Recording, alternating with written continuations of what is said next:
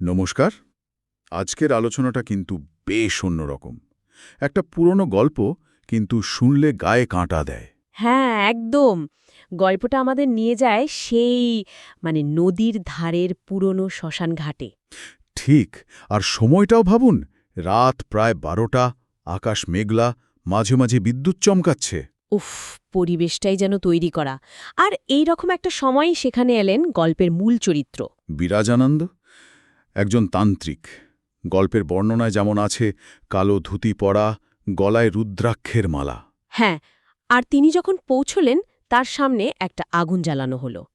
পাশে রাখা একটা মাথার খুলি, কোনো উপাচার বা কিছু রাখার জন্য হয়তো। এই ছবিটাই তো বুঝিয়ে দেয় ব্যাপারটা মোটেই সাধারণ নয়। সাধারণ তো নয়ই, কারণ বিরাজানন্দের উদ্দেশ্যটা আরও ভয়ঙ্কর।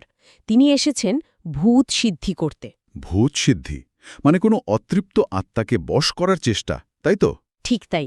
এটা তান্ত্রিক সাধনার জগতে খুব কঠিন আর বিপজ্জনক একটা পর্যায়। আত্মাকে বশ করে তার শক্তি নিজের কাজে লাগানোর চেষ্টা আর কি। আর জায়গাটাও তিনি বেছেছেন, মানে ওই বিশেষ শ্মশানটা, যেখানে নাকি 100 বছর ধরে।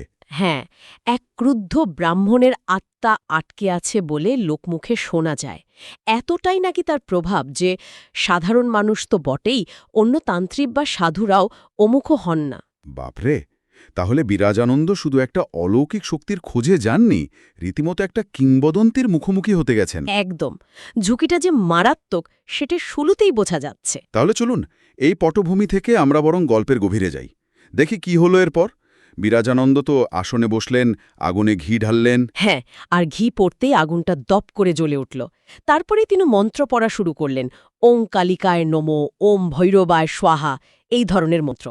কালিকা, ভৈরব এরা তো তন্ত্রের খুব শক্তিশালী আর উগ্র দেবতা, তাই না? ঠিক, এই দেবদেবীর নাম নেওয়াতেই বোঝা যায় সাধনাটা কতটা তীব্র হতে চলেছে। আর বিরাজানন্দের মানসিক প্রস্তুতিটাও হয়তো এর থেকে আন্দাজ করা যায়। আর যেই না মন্ত্র শুরু হলো, পরিবেশও একটা অদ্ভুত পরিবর্তন এলো। বাতাসটা নাকি একদম থেমে গেল। হ্যাঁ, শ্মশান জুড়ে নেমে এলো একটা অস্বাভাবিক নিস্তব্ধতা। মানে ভারী থমথমে একটা ভাব, যেন প্রকৃতিও দম বন্ধ করে আছে। এটা কি কাকতালীয়, নাকি ওনার সাধনারই ফল? গল্পের বিবরণ শুনে তো মনে হয় সাধনারই প্রভাব। তান্ত্রিক বিশ্বাসে এরকমটাই বলা হয় যে এই ধরনের ক্রিয়াকাণ্ডে পরিবেশ সাধকের নিয়ন্ত্রণে চলে আসতে পারে বা অন্তত প্রভাবিত হতে পারে। হুম। এই নিস্তব্ধতা একদিকে যেমন অলৌকিক পরিবেশ তৈরি করছে, তেমনি হয়তো ইঙ্গিত দিচ্ছে যে বিরাজানন্দের মন্ত্র কাজ করতে শুরু করেছে। কোনো শক্তি হয়তো। ঠিক, হয়তো জেগে উঠছে। কিন্তু এই নিস্তব্ধতার মধ্যেই আবার একটা অন্যরকম শব্দ শোনা গেল। কি শব্দ? দূর থেকে ভেসে আসা একটা কান্নার আওয়াজ, বেশ করুণ কান্না। কান্না? পরিবেশ শান্ত হয়ে যাওয়ার বদলে কান্না?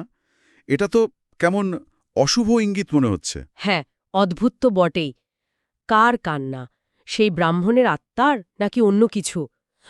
সাধককে ভয় দেখানোর চেষ্টাও হতে পারে। গল্পে অবশ্য এর কোনো ব্যাখ্যা নেই। কিন্তু বিরাজানন্দ, তিনি কি ভয় পেলেন? না, গল্প বলছে তিনি বিচলিত না হয়ে সাধনা চালিয়েই গেলেন। বেশ দৃঢ় মানসিকতার পরিচয় কিন্তু। এরপর কি হলো? আত্মা কি এলো? হ্যাঁ, তিনি যখন আবার চোখ খুললেন, দেখলেন আগুনের আলোয় একটা সাদা ধোঁয়া পাক খাচ্ছে। আস্তে আস্তে সেই ধোঁয়াটা একটা চেহারা নিচ্ছে। কার চেহারা? এক বৃদ্ধ ব্রাহ্মণের। কিন্তু চেহারাটা মোটেই শান্ত নয়। চোখ দুটো নাকি টকটকে লাল, মুখে রক্তের দাগ, একেবারে ভয়াল রূপ যাকে বলে। তার মানে এই সেই আত্মা যার কথা শোনা যাচ্ছিল। সম্ভবত তিনিই। তার ওই চেহারাতেই যেন 100 বছরের রাগ, যন্ত্রণা সব ফুটে উঠছে। বোঝাই যাচ্ছে সহজে তিনি ধরা দেবেন না। এখানেই তাহলে সংঘাতটা শুরু হচ্ছে। একদম। আর আত্মাই প্রথম কথা বলল, বেশ কর্তৃত্বের সুরে জিজ্ঞাসা করল, তুই কে, আমার শান্তি ভাঙতে এসেছিস? যেন শ্মশানটা তার এলাকা। বিরাজানন্দ কি উত্তর দিলেন? ভয় পেলেন না? না, ভয় পাওয়ার কোনো লক্ষণ নেই। বেশ সাহসের সাথেই বললেন, আমি বিরাজানন্দ। কিন্তু এরপর তিনি যা বললেন সেটাই খুব ইন্টারেস্টিং। কি বললেন?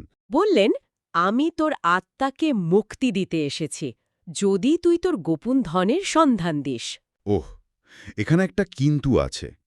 একদিকে মুক্তি দেওয়ার কথা বলছেন, যেটা বেশ ভালো উদ্দেশ্য মনে হচ্ছে। হ্যাঁ, আধ্যাত্মিক বা পরোপকারী। কিন্তু তার সাথেই জুড়ে দিলেন একটা শর্ত, ধন সম্পদ দেখাতে হবে। তাহলে আসল উদ্দেশ্যটা কি? মুক্তি নাকি ধন লাভ? এটাই এই চরিত্রের জটিলতা। তার মধ্যে আধ্যাত্মিক উচ্চাকাঙ্ক্ষা যেমন আছে, তেমনি জাগতিক লোভও আছে।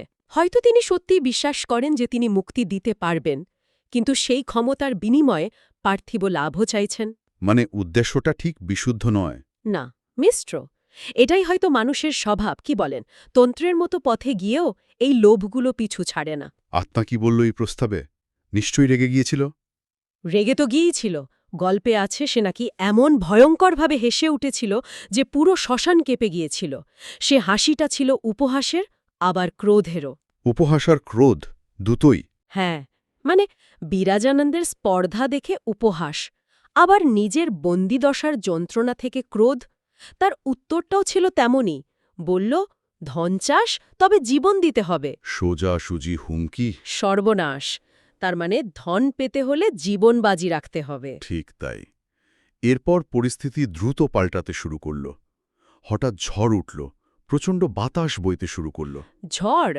শ্মশানে? হ্যাঁ, আর সেই ঝোড়ো হাওয়ায় বিরাজানন্দের সাধনার আগুনটাও। নিভে গেল। আগুন নিভে গেল? তাহলে তো ঘোর বিপদ, চারিদিকে অন্ধকার, ঝড়। একদম। প্রকৃতির এই তাণ্ডবটা যেন ওই আত্মারই ক্রোধের বহিঃপ্রকাশ। আগুনটা ছিল বিরাজানন্দের ভরসা, আলোর উৎস, হয়তো সুরক্ষাও। সেটা নিভে যাওয়ায় তিনি অন্ধকারে একদম একা হয়ে পড়লেন। এই অবস্থায় বিরাজানন্দ কি করলেন? হাল ছেড়ে দিলেন? না, ছাড়ার পাত্র তিনি নন। অন্ধকারে বসেই মন্ত্র পড়া চালিয়ে গেলেন, আর নিজের কপালে পূজার ছাই মাখলেন। মানে শেষ চেষ্টা যাকে বলে। এটা কি আত্মরক্ষার জন্য বা শক্তি বাড়ানোর জন্য? হতে পারে, তান্ত্রিক আচারে এরকম নিয়ম থাকতেই পারে। ঝড় জল অন্ধকারের মধ্যে মন্ত্র চালিয়ে যাওয়াটা তার মানসিক জোর বা জেদেরই পরিচয় দেয়। যদিও জেদটা হয়তো ভুল দিকে ছিল। তারপর তারপর কি হলো? শেষ রক্ষা হলো? তারপরে এলো ক্লাইম্যাক্স। যখন তার মন্ত্রের শেষ শব্দটা উচ্চারিত হল, ঠিক সেই মুহূর্তে, মানে কান ফাটানো শব্দে কাছাকাছি কোথাও বাজ পড়ল।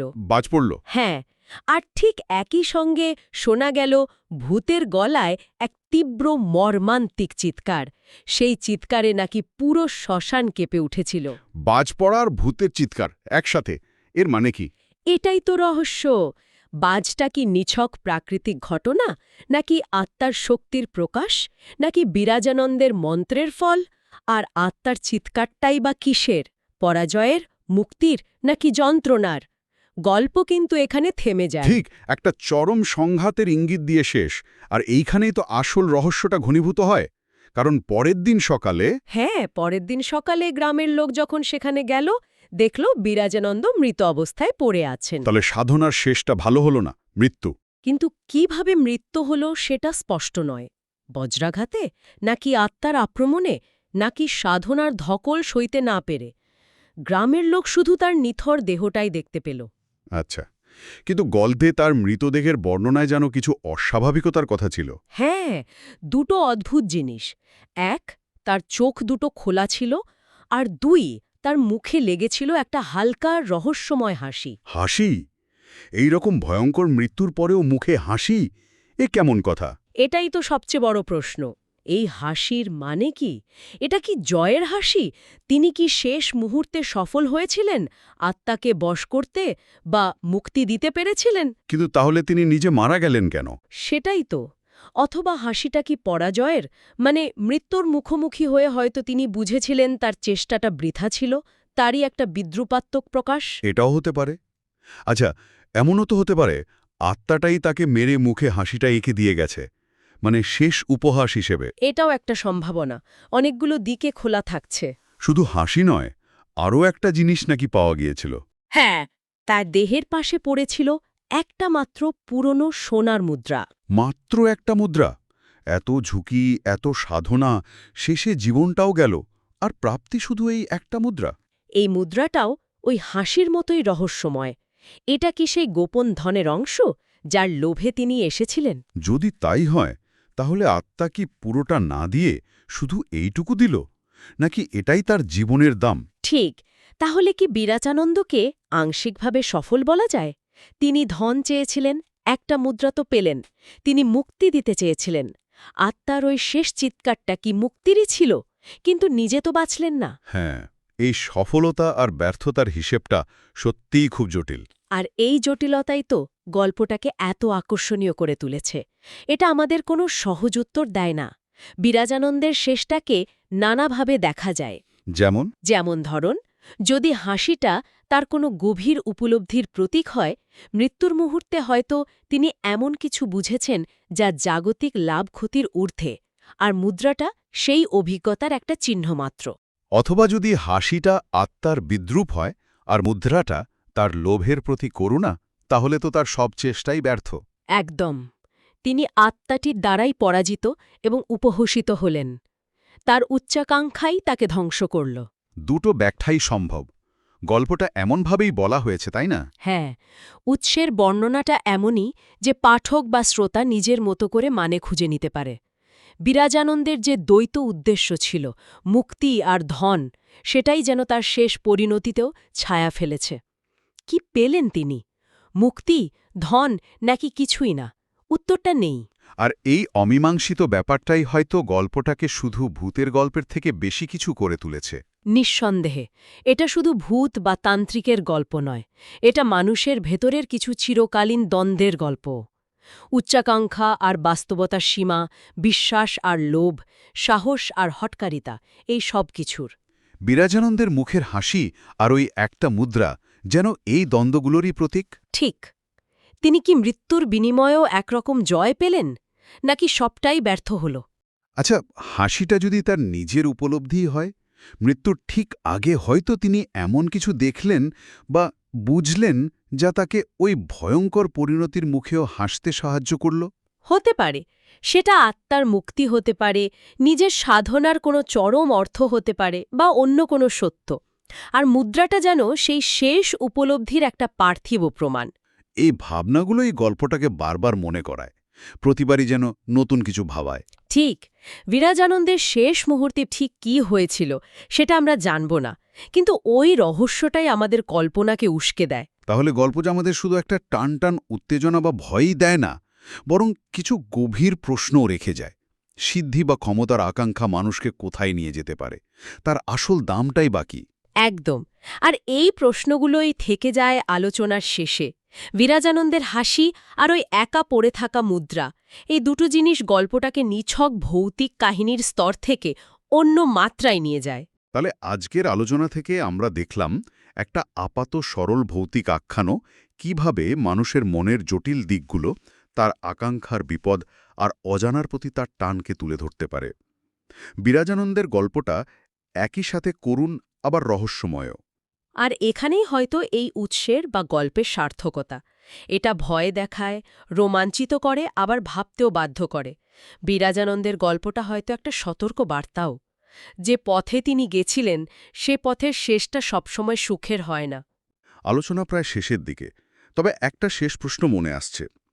যদি ধরে নেই বিরাজানন্দের হাসিটা তার আংশিক সাফল্য বা কোনো গভীর উপলব্ধিরই প্রকাশ, আর মুদ্রাটা সেই সাফল্যেরই প্রতীক, তাহলে কি বলা যায় যে মানুষ চরম ঝুঁকির মধ্যেও তার লক্ষ্যের সামান্যতম অংশ পেলেও এক ধরনের সার্থকতা খুঁজে পায়?